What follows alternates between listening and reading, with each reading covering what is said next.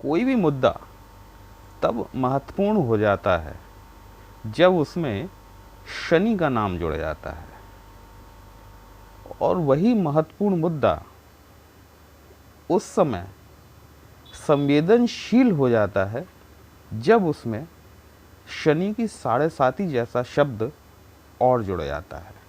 दोस्तों, आज जिस विषय पर हम बात करने वाले हैं बहुत ही गंभीर है, और ये कुंभ राशि के शनि की साढ़े साती के तृतीय चरण पर आधारित है।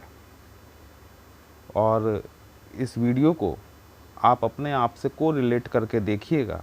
यदि आपको कहीं भी ये समझ में आता है कि ऐसा आपके साथ हुआ है, तो आप समझिएगा कि ये वीडियो आपके लिए अत्यंत महत्वपूर्ण होने वाला है।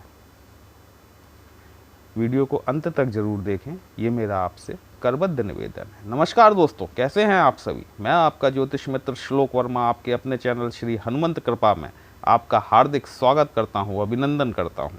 साथ ही अपने बड़े भैया श्री हनुमान जी से निवेदन करता हूं कि वे अपने हनुमत कृपा परिवार के सभी सदस्यों को, नए जुड़ने वाले सभी सदस्यों को सुख समृद्धि प्रदान करें, उन्हें उनके कार्यों में आशातीत सफलता प्रदान करें। दोस्तों, आज हम बहुत ही गंभीर और संवेदनशील मुद्दे पर बात करने वाले हैं, जो कि कुंभ राशि के आगामी आने वाले शनि के तृतीय चरण से संबंधित है। अर्थात आपकी साढ़े साती का तृतीय चरण 29 मार्च 2025 को रात 11:01 पर शुरू हो जाएगा। वर्तमान परिस्थितियों में आप पर शनि की साढ़े साती चल रही है। देखिए, ये जो विश्लेषण है, ये विश्लेषण चंद्र राशि पर आधारित है, कुंभ राशि की चंद्र राशि पर आधारित है। और इस समय शनिदेव आपकी चंद्रमा के ऊपर से गोचर कर रहे हैं। इन 2.5 सालों में, जैसा कि मैंने आपसे वीडियो के स्टार्टिंग में कहा कि चीज़ों को रिलेट करके देखिएगा, आपने जो झेला है दोस्तों, वो सिर्फ आप जानते हैं। फिर भी मैं कुछ बता देता हूँ आपको। निश्चित तौर पर आप ये यकीन मानिए कि आप पारिवारिक झंझावातों से उलझ रहे होंगे। कहीं ना कहीं शनिदेव की इस साढ़े साती ने आपको आपके अपनों से अलग कर दिया होगा। आपके परिवार में किसी न किसी की मृत्यु निश्चित हुई होगी। इसके अलावा आपने जितने हॉस्पिटल के चक्कर इस दौर में लगाए हैं, शायद कभी नहीं लगाएंगे। ये जो 2.5 साल का पीरियड है, ये भी चल रहा है। इस वक्त शनिदेव वक्री हैं, आपको थोड़ी सी राहत मिली हुई है। 15 नवंबर 2024 को शनिदेव पुनः मार्गी हो जाएंगे। दोस्तों, अगर आपने अभी तक अपने इस चैनल को सब्सक्राइब नहीं किया है, तो हमारा करबद्ध निवेदन है कि अपने इस चैनल को सब्सक्राइब जरूर करें। वीडियो को अंत तक जरूर देखें। अगर आपको अच्छा लगता है, समझ में आता है, तो इस वीडियो को मैं आपसे पर्सनल रिक्वेस्ट कर रहा हूं कि आपके जो कुंभ राशि से संबंधित रिश्तेदार, दोस्त यार हैं, उनको शेयर जरूर कीजिएगा।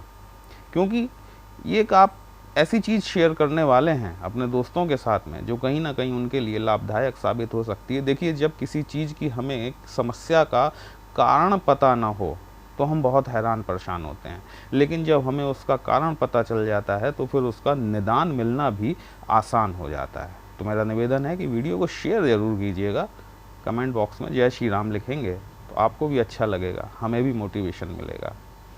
तो ये जो दौर है शनि का, आपकी साढ़े साती का द्वितीय चरण चल रहा है। इस दौर में आपको आपके जॉब से रिलेटेड समस्याएं, आपके कार्यस्थल पर समस्याएं असीमित रूप से देखने को मिली होंगी। असीमित रूप से जिन्हें कह सकते हैं हम। परिवार में किसी का चले जाना आपको असहनीय पीड़ा दे गया होगा।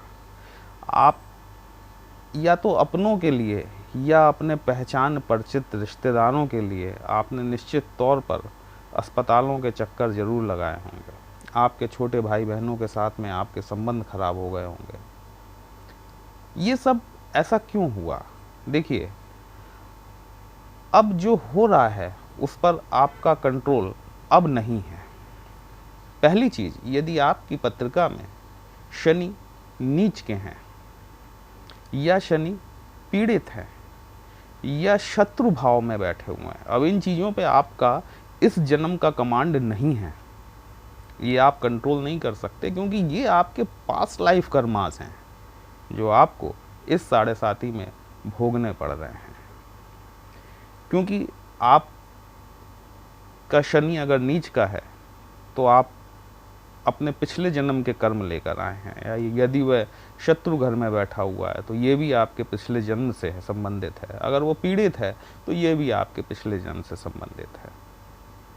और इस जन्म में आप क्या कर रहे हैं या इस जन्म में अभी तक आपने क्या किया है, वो ये 7.5 आपको समझा रही है।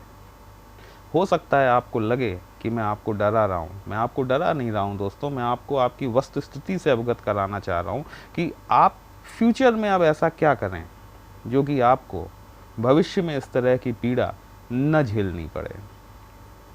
अब जो आपने जिसके साथ किया है या करके आ चुके हैं उसका फल तो मिलना तय है, क्योंकि शनि हमारे न्याय के देवता हैं, कर्म फलदाता हैं, और वो शनि का जब प्रहार होता है तो वो कभी खाली नहीं जाता। अब 29 मार्च 2025 को, जैसा मैंने कहा कि 11:01 रात को शनिदेव आपके जो लग्न भाव में बैठे हुए हैं वहाँ से निकल के आपके 2nd हाउस में आ जाएंगे। आपने बहुत से ज्योतिषाचार्यों को सुना होगा कि शनिदेव जब 2nd हाउस में आ जाएंगे तो आपको धन का लाभ होगा, ऐसा होगा वैसा होगा।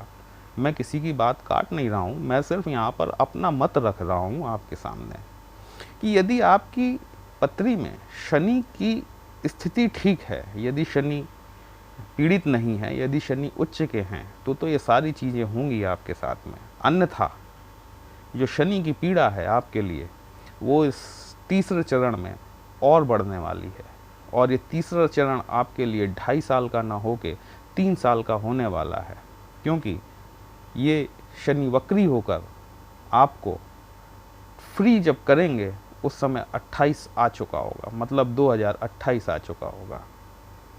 जब शनि 2nd हाउस में जाएंगे दोस्तों, तो 2nd हाउस जैसा कि आपको पता है कि आपकी धन, मतलब आपका संचित धन, आपका बैंक बैलेंस, आपके संचित पुण्य कर्म, आपका वाणी भाव, आपका कुटुंब, आपका भोजन इत्यादि से संबंधित होता है। और जो एक महत्वपूर्ण ट्रांजिट होगा वो ट्रांजिट और भी ज़्यादा महत्वपूर्ण है।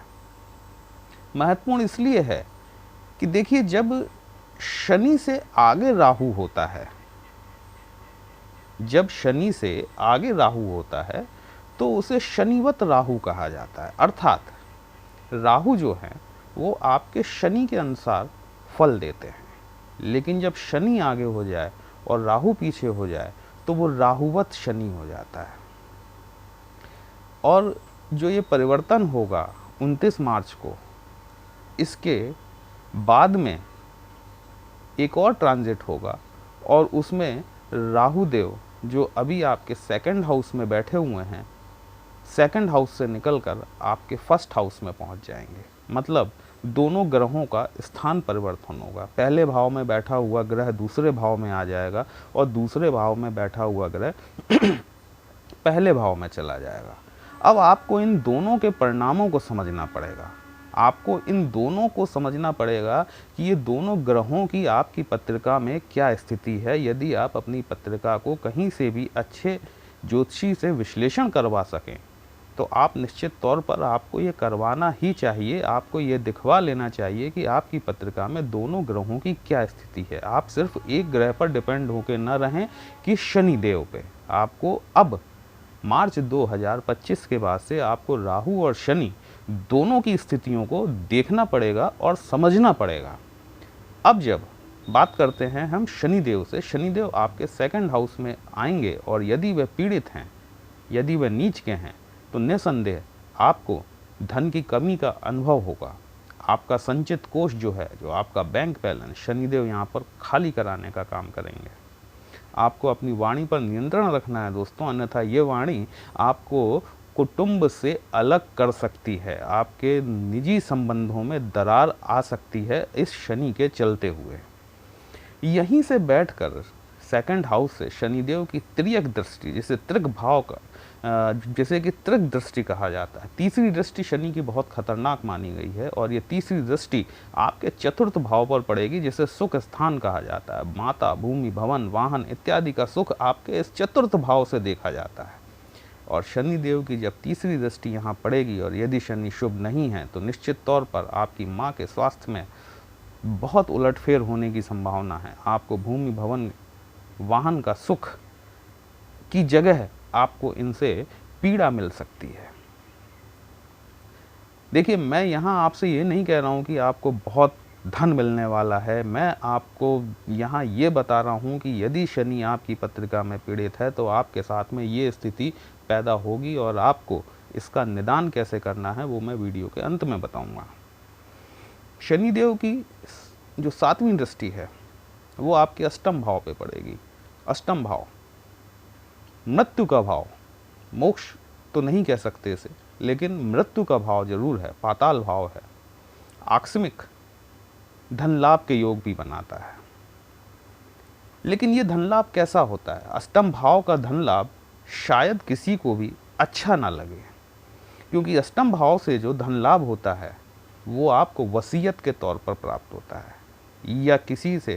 या किसी प्रकार का इंश्योरेंस का पैसा, या अगर आप शेयर मार्केट में रिलेटेड हैं, आप सट्टा बाजार से काम करते हैं, तो ये धन लाभ आपको खुश कर सकता है। अन्यथा अष्टम भाव से हुआ धन लाभ कभी किसी इंसान को खुश नहीं कर पाता, क्योंकि वो या तो वसीयत में प्राप्त होता है, हो सकता है आप मेरे कहने का अर्थ समझ रहे हो कि वो या तो आपको वसीयत द्वारा प्राप्त होता है, या फिर किसी के इंश्योरेंस से प्राप्त होता है। इंश्योरेंस का मतलब आप अच्छे से जानते हैं। शनिदेव की दशम दृष्टि आपके लाभ भाव पर पड़ेगी। यदि शनि शुभ नहीं है तो निश्चित तौर पर जब लाभ में कमी आएगी तभी तो आपका संचित कोष खाली होना शुरू होगा। यहाँ पर शनिदेव आपके लाभ में कमी करने का प्रयास करेंगे। अब बात करते हैं हम राहु की। जो राहु आपके लग्न में आकर बैठ जाएगा, मतलब आपका व्यवहार जो है वो राहुवत हो जाएगा। यदि आपका पत्रिका में राहु का प्लेसमेंट सही नहीं है, राहु पीड़ित है, तो शनि राहु की तरीके से व्यवहार करेंगे, और राहु तो फिर राहु हैं ही। राहु प्रथम भाव में बैठकर आपके पंचम भाव को देखेंगे। देखिए, यदि पत्रिका में राहु शुभ हैं तो ये दोनों ग्रह आपको शुभ परिणाम देने वाले हैं, और यदि पत्रिका में राहु शुभ नहीं है तो राहु की पंचम दृष्टि आपके संतान भाव पर पड़ रही है, आपके एजुकेशन पे पड़ रही है, मतलब पंचम भाव पर। संतान भाव मतलब आपका पंचम भाव, जो आपके संतान से संबंधित होता है, आपके एजुकेशन, आपके लव रोमांस, आपकी विद्या, शेयर मार्केट, स्टॉक मार्केट इत्यादि से रिलेटेड होता है। अगर राहु शुभ नहीं है तो यहाँ पर इन सभी क्षेत्रों में आपको विशेष सावधानी रखने की आवश्यकता होगी। आपकी संतान आपके कहे अनुसार नहीं चल सकती, संतान के बिगड़ने की संभावना ज़्यादा दिखाई देती है। आपका अगर कोई लव अफेयर है, आपका रोमांस है, उसमें रुकावट आने की संभावना दिखाई देती है। आपको स्टॉक मार्केट से लॉस की संभावना दिखाई देती है। राहु देव की सप्तम दृष्टि आपके सप्तम भाव पे पड़ेगी, जो कि आपका वैवाहिक स्थान है, आपकी भागीदारी, आपकी बिजनेस पार्टनरशिप का स्थान है। यदि राहु शुभ नहीं है तो यहाँ पर राहु देव इन सभी चीज़ों में विसंगतियाँ डालने का प्रयास करेंगे। कहीं ना कहीं से आपको ये एहसास होगा कि चीज़ें आपके साथ में गलत हो रही हैं। राहु देव की नवम दृष्टि आपके नवम भाव अर्थात भाग्य भाव पर पड़ने वाली है। भाग्य भाव आपके पिता से संबंधित हो, नवम स्थान हमारे पिता से संबंधित होता है, हमारे भाग्य से संबंधित होता है। जो चीज़ें हमें अपने भाग्य के थ्रू मिलती हैं, और हमारे पिता की सेहत भी इसी भाव से देखी जाती है, हमारे पिता का आशीर्वाद भी इसी भाव से देखा जाता है। नवम स्थान पर राहु की दृष्टि कहीं ऐसा ना हो कि आपके पिता को ग्रहण लगा दे।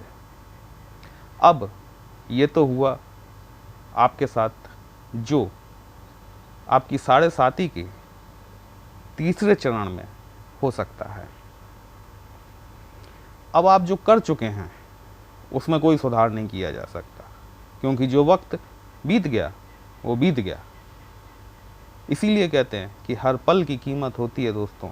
आप जो भी स्टेप उठा रहे हैं, जिससे भी जो कुछ बोल रहे हैं, क्योंकि शब्दों की बड़ी कीमत होती है, आप बहुत सोच समझ कर बोलिए, क्योंकि आपका कहा हुआ एक शब्द वो जब आपकी ज़बान से निकला उसके बाद वह भूतकाल बन जाता है, और उस भूतकाल में जब वो भविष्य में लौट कर आता है तो आपको किस तरह की पीड़ा देता है वो आप अभी अनुभव कर रहे होंगे, और आप इस चीज़ को भविष्य में अनुभव करेंगे।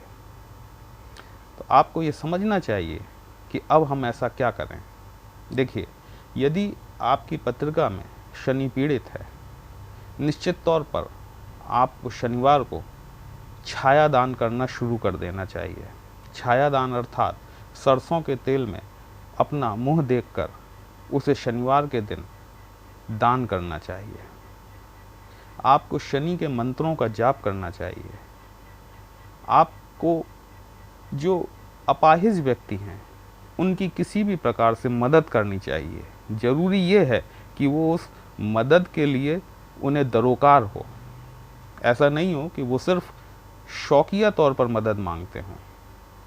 उन्हें मदद की वाकई ज़रूरत हो, आप उनकी मदद करें, क्योंकि शनि जो है वो समाज के निचले तबके से संबंधित है, मजदूर वर्ग से संबंधित है। आप अपने एम्प्लॉयज़ के साथ में कभी गलत व्यवहार ना करें, मजदूरों का पैसा ना रोकें। और राहु के लिए आप क्या कर सकते हैं? देखिए, शनि के लिए आप शनि के मंत्रों का जाप करना शुरू कीजिए। मैंने आपको मंत्र पहले भी बताए हुए हैं, मैं आपको फिर बताता हूँ। ओम प्राम प्रीम प्रोम सह शनिश्चराय नमः। इस रुद्राक्ष की माला से शनिवार के दिन शाम को इन मंत्रों का जाप कीजिए। राहु के लिए ओम भ्राम भ्रीम भ्रोम सह रावे नमः। यह भी आपको रुद्राक्ष की माला से करना है और शाम के वक्त करना है।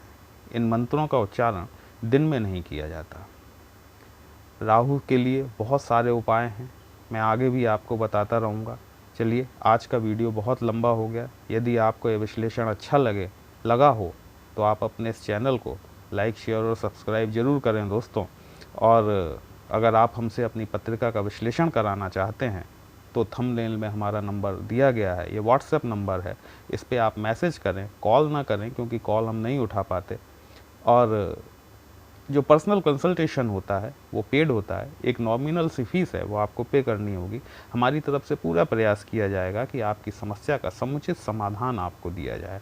चलिए, फिर मिलते हैं एक नई राशि के साथ। तब तक के लिए जय श्री राम।